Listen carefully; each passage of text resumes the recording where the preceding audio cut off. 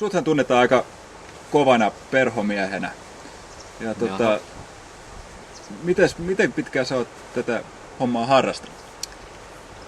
Nyt mulla taitaa tänä kesänä olla 20-vuotispäivä tämän perhokalastusharrastuksen tiimoilta. Eli taisi olla aika tasan 92 kesällä, kun mä oikein niin tosissani aloin perhokalastusta harrastamaan. Ja siihen asti mä olin kalastanut sitten koskilla virvelillä pikkupoikana. Ja koko tämä mun kalastusharrastus on vanhempien kertoman mukaan alkanut siitä, että mä oon ollut joskus ihan siis niin kuin melkein syli-ikäisenä niin mukana, kun ollaan oltu ahven ongella. Ja ahveni on tullut paljon ja isoja ja se on tehnyt muun niin ison vaikutuksen, että mä oon sen jälkeen halunnut onkin kaikkialla koko ajan. Ja sitten Kumpulassa on riittänyt pikkupojalle niin kuin pihakaivoja, vessanpönttö ja äidin ompelulanka kalavehkeiksi ja kalapaikoiksi. Ja toivottavasti mä oon ollut noin 2-vuotias. Muuten se olisi aika huolestuttavaa. Jos yhtään vanhempana olisi tämmöisiä taipumuksia ollut. Mutta 12-vuotiaana niin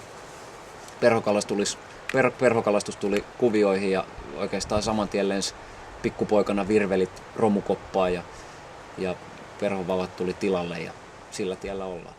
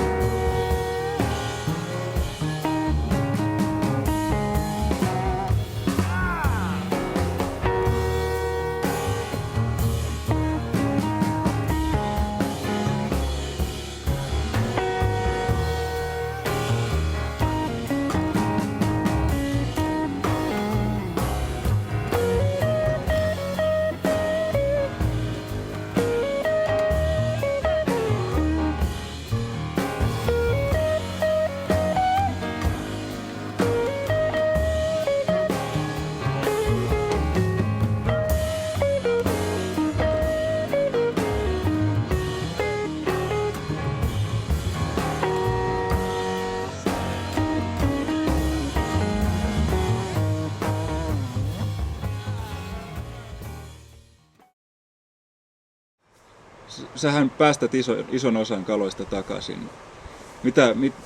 Mitä mieltä sä oot tästä pyydystä ja päästä kalastuksesta? Että kannattaisiko sitä enemmän suosia vai?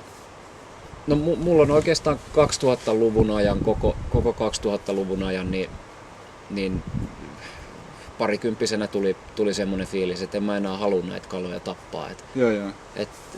Oikeastaan se kaikkein suurin niin kuin, suurimmat fiilikset tulee sillä hetkellä, kun sen kalan on saanut ja sen päästää takaisin. Toki mä ymmärrän myös sen, että osalle harrastajista, kalastajista, niin se on äärimmäisen tärkeä osa sitä koko juttua, että kun sen kalan on saanut, niin sen joskus pääsee sitten myös ruuaksi laittamaan. Mutta mä itse en ole, nyt on 20 vuotta oikeastaan vierähtänyt, että mä en ole oikeastaan yhtään kalaa tappanut. Ja tämmöinen niin kuin pyydystä ja päästä catch and release -kalastus niin on koko ajan vahvemmin ja vahvemmin tosi monella kalastajalla kuvioissa. Ja se on mun mielestä myös erittäin hienoa, koska sillä osaltaan sillä me perhokalastajat pystytään huolehtimaan siitä, että ne luontaiset taimenkannat voi hyvin ja voi myöskin elpyä. Ja sitten vaikka ei puhuttaiskaan tämmöisestä niin kuin ehdottomasta catch and releaseista tai pyydystä ja pyydä ja päästä kalastuksesta, niin se on valikoiva kalastus. On äärimmäisen hieno ilmiö. Että sehän on tällä hetkellä se mitä useimmat kalamiehet tällä hetkellä harrastaa. Valikoivaa kalastusta ja ohjaahan jopa kalastuslaki tähän valikoivaan pyyntiin määräämällä alamittaiset. Alamittaiset on aina pitänyt päästä pois. Kyllä. Ja joskus kun törmää kritiikkiin siitä, että tämmöinen pyydä ja päästä kalastus olisi jotenkin väärin, niin esimerkiksi just tämä alamittaisten vapautuspakko niin on mun mielestä niin kuin helppo vasta-argumentti, hyvä vasta-argumentti siihen, että miksei sitten myöskin voisi niitä niin kuin sen taimenkannan elpymisen ja hyvinvoinnin kannalta tärkeimpiä yksilöitä, niitä vahvoja, hyviä, kookkaita luonnonkaloja.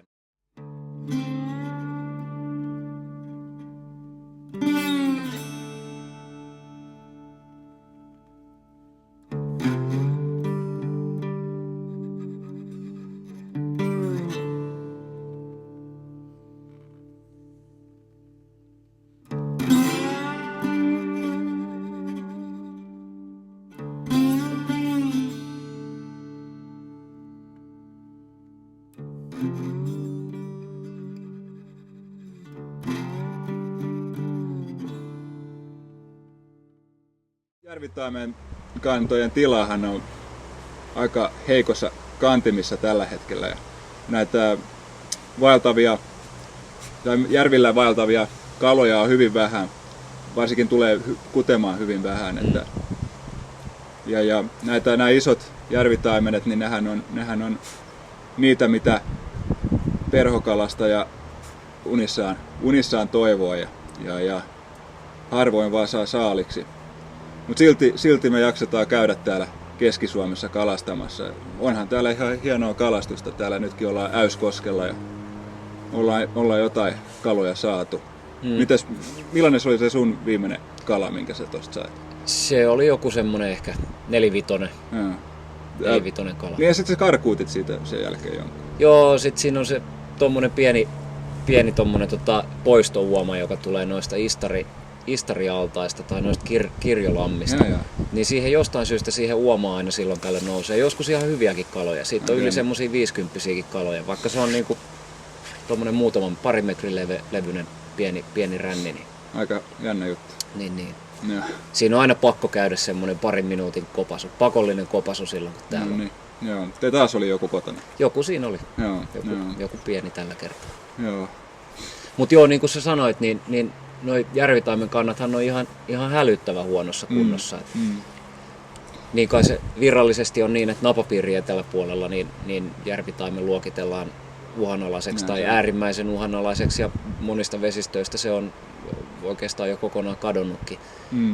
Ja siihen on tietysti monia syitä ja vaikuttimia, mutta et ennen kaikkea kun puhutaan tämmöisestä vaeltavasta järvitaimen kannasta, niin yksi iso uhkahan sille on tietenkin tuo järvialtaiden ja syönnösalueiden verkkokalastus. Et kun se kala lähtee tästä koskesta järvivaellukselle, niin se hyvin harvoin pääsee enää takaisin koskeen syönnökselle tai kutemaan sen takia, että se on verkotettu järvillä pois. Aivan. Ja niin kuin myös sanoit, niin perhokalastajahan on äärimmäisen kiinnostunut. Mä uskoisin, että järvitaimen on se suomalaisen perhokalastajan kaikkein arvokkain saalis.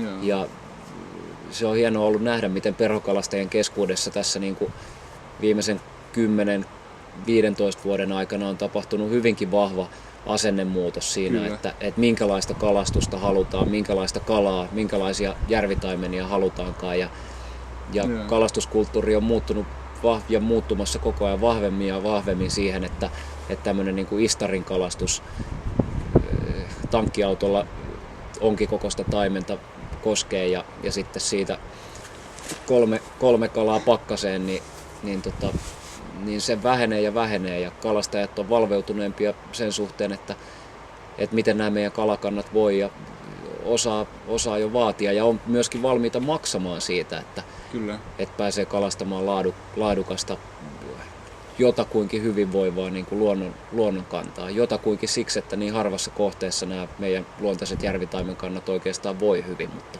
niitäkin alkaa pikkuhiljaa olemaan.